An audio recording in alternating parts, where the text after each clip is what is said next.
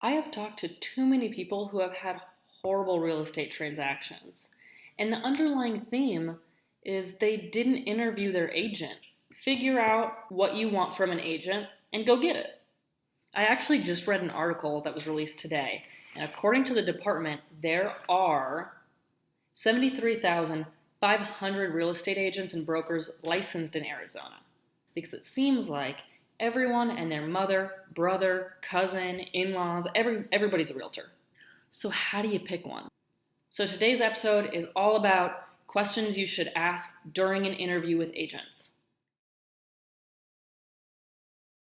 When I meet with potential clients, I actually suggest that they should go interview with other agents because it gives them a better understanding of the field and allows them to find somebody who's going to work in their best interest the way that they want. So a good one could be, are you a solo or a team agent? So contrary to the name, individual agents aren't all by themselves. They will usually work for a brokerage or are a broker themselves, so they can have a main office where there are other individual agents. So they can still work with that team to share advice, expertise, leads, anything like that. So they're not solely by themselves. So that individual agent is with you the entire real estate process, and they are managing everything. They are also communicating with all the other team members like title, lender, appraiser, home inspector, and everything like that. A pro for an individual agent would be they go through the entire process. You are communicating with one person and they have fully committed to you as a client. A drawback could be that if they have a lot of clients simultaneously, it's going to be harder for them to balance it, being the only one working on it. So when you interview a solo agent, ask them how they're going to prioritize their different clients or how they organize themselves so that you understand what you're getting into and what they're going to provide for you.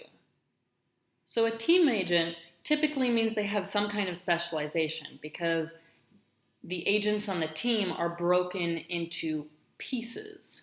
So one agent could be strictly a selling agent. One could be strictly a buying agent. Then you might have a transaction coordinator, maybe a marketing professional. So you have all of the roles of that single agent split into different pieces. So as a client, your whole transaction is going to be handled by all of these parties in the different stages. When executed correctly, teams can be really beneficial. But what happens when one of the team members gets sick or goes on vacation?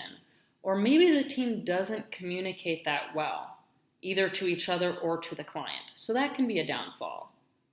A big pro could be you have a lot of allies, so there's not as much pressure or a lot of work on just one agent. It is spread out.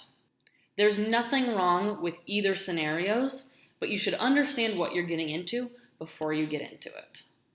Did you know that I'm a little mix of both depending on the niche that we're in? So if you've been following me for a while, you know that I do traditional real estate, so renting, buying, and selling, as well as work with investors and do investing of my own. And I also do a little bit of flips and custom builds with my team. So depending on which portion I'm doing, I have both.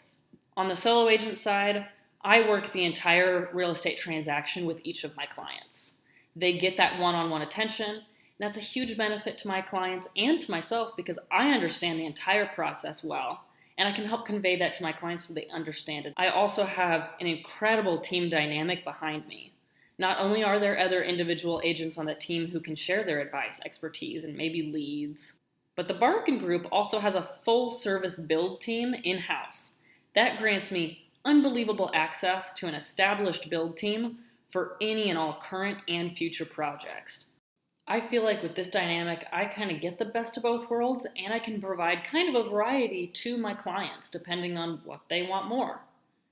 So I'm really, really fortunate for the opportunity with the Barkin Group because I get to learn a lot from them, but I also have access to this team when I do my own projects. So I feel like this is a huge advantage to not only myself, but my clientele. What is your best marketing plan or strategy for various needs? I touch on various needs because every client will be different. So agents need to know how to adapt. Do they have a different strategy for various clients and various needs? There is no one strategy that fits all. Let's get real. Just real quick. Who is sick and tired of seeing just listed, just sold, slapped everywhere? Because I know I am. But that's not a strategy. So being able to bring different strategies to the table that are worthwhile and being able to adapt those strategies is extremely important, especially in this industry. The times are constantly changing, and you have to know that what you used 6 months ago might not work today.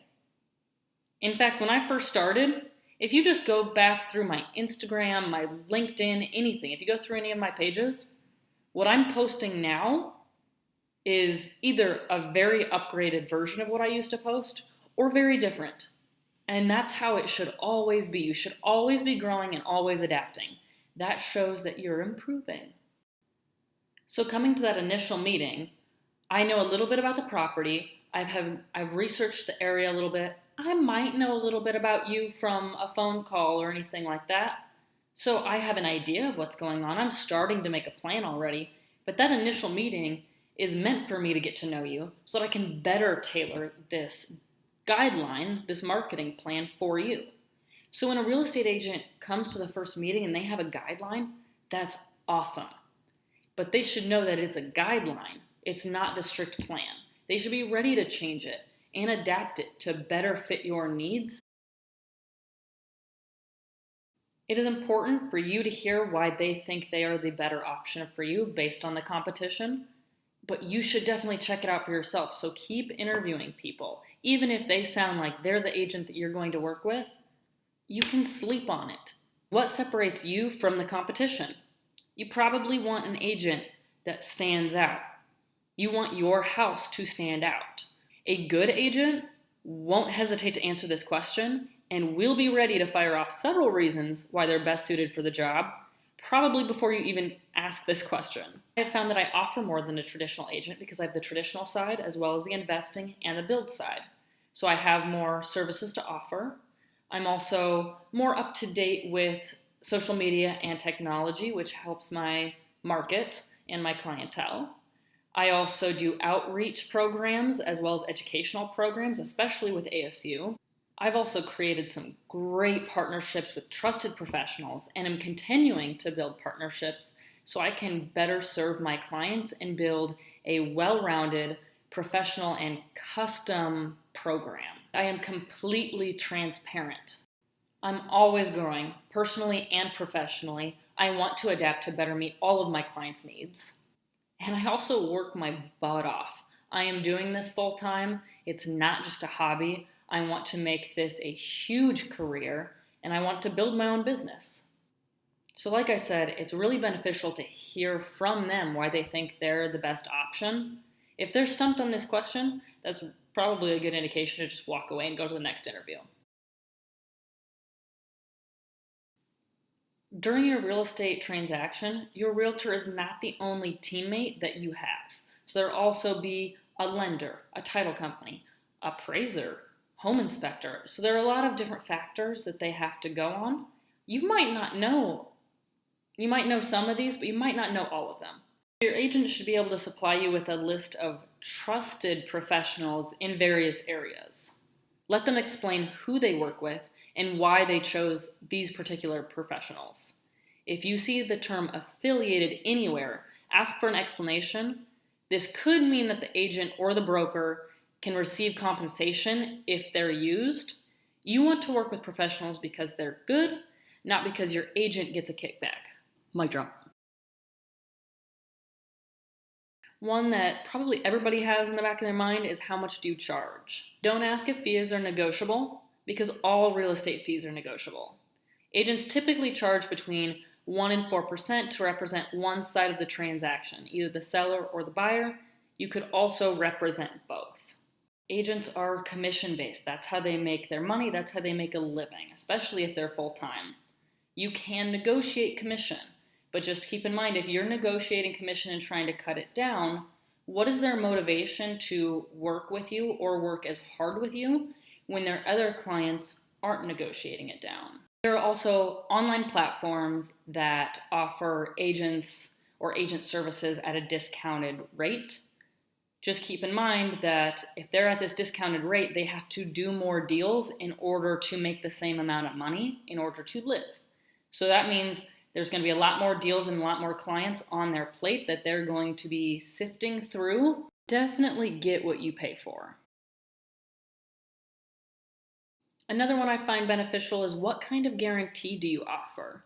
Will the agent let you cancel the listing or buying agreement if you sign and then later realize you're not happy with that arrangement or it's not working the way you wanted it to? Will the agent truly put your interests ahead of their own? What's the company policy about canceling agreements? Or has anybody ever canceled with them before? And probably the most important question that you'll ask is, what questions do you have for me? The true determination of a person's mindset and priorities is exposed by this question. Anyone can ask you how much you want to sell your house for or how many bathrooms you want in your new home.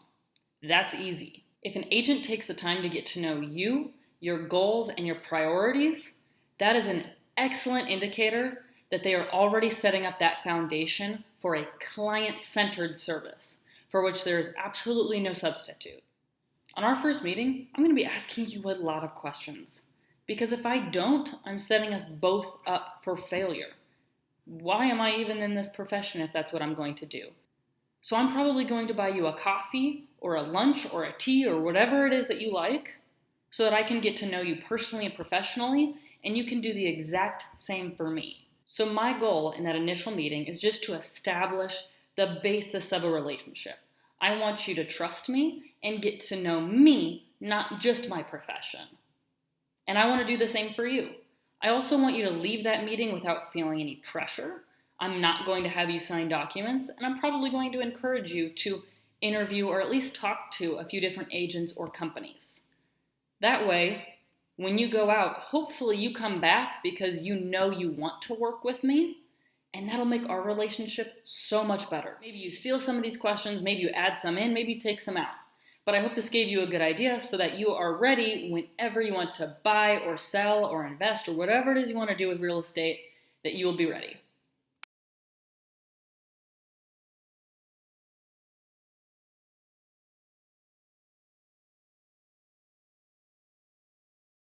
You might be able to tell from this video whether you would want to work with me or not.